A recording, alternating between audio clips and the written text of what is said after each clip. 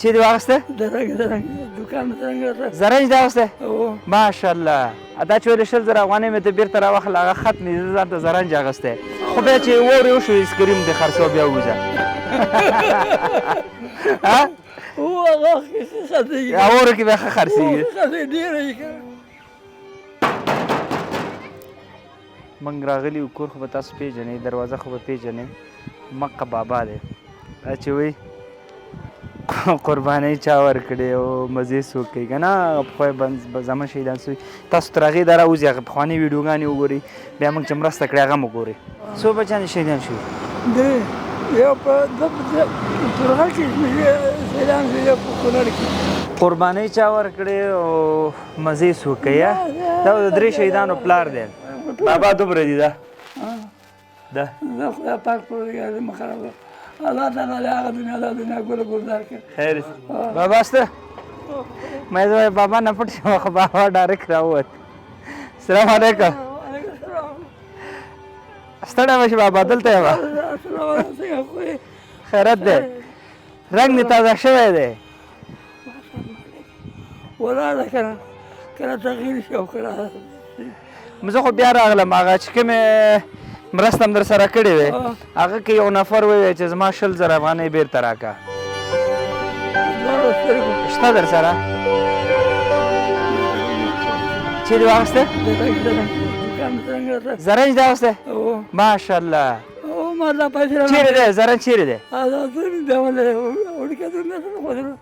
ما هغې بیولی آفرین ګورې بابا نه زده کوي زرنج یې پې اخیستی دا چې ویلې 100,000 افغانۍ مې ته بیرته راواخله هغه خط مې زه ځان ته زرنج اخیستی څه وایې ما 200 روپۍ ته وګټې ما ډېر ښه دې ته سره مې 100 روپۍ دې زرنج اخیستی 90,000 روپۍ دا د بر والا زرنج او بار والا زرنج ماشاءالله ماشاءالله بابا والا خوشحاله دي کړو الله دې اجر درکړي زه نو 100,000 روپۍ نه زه تېر ده څه کور خو دې تازه شوی دیواله ماشاءالله رنګ شوی دی ځای هم صفا دی مغزی کار کوي نه چونه دا راوړي او دا شین رنګ پکې اچوي بس هلکه څه یې کوې پردي دا نو ماشاءالله دومره تکړه سړی زوی دی دی نو بیا او ماغه تا چې ویلې میرګي لري ډېر دې خوشحاله کړم بس موږ دې خوشحاله کړو زه به درنه لاړ شم صحیح ده چای را سره څکې ته ست نه کوې نو دا خو بچې زما د غریبانو کور کې چې څه داسې وایي دا مې ورونه دا پلار په سترګو ماته وګورئ پوه شوې موږ د پلار په ځای نو زه راغلم ماري چې ما ته 100,000 روپۍ راکړې نو چې تاسو زرنج اخیستی موږ د 100,000 نه تېري صحیح ده خو بابا ډېر ښه ماشاءالله ډېر ښه کار دی کړی ډېر دې خوشحاله کړو تاسو به هم خوشحاله د دې خوشحالۍ کې به زه یو 100 روپۍ نورې درکړم الله تعالی دې هغه دنیا ګوره ګلزار کړه په دې خوشحالۍ کې به زه تا ته یو 19,000 نورې درکړم ښه دا 19,000 افغانۍ څونه 19,000 لس یو دی 9,000 بل دی یو ورور او یو خور کومک کړی ښه 10,000 هغه ورور کړي دي او هغه 9,000 هغه بلې خور کړي دي بس تاسو هغه امانت زه بابا ته ورکوم بابا دا پیسې دې واخله دا م واخله او زرنج دې درته مبارک وي صحیح ده درته وشمارم کمې نه یې یوه روپۍ ما ته 100,00,000 روپۍ ده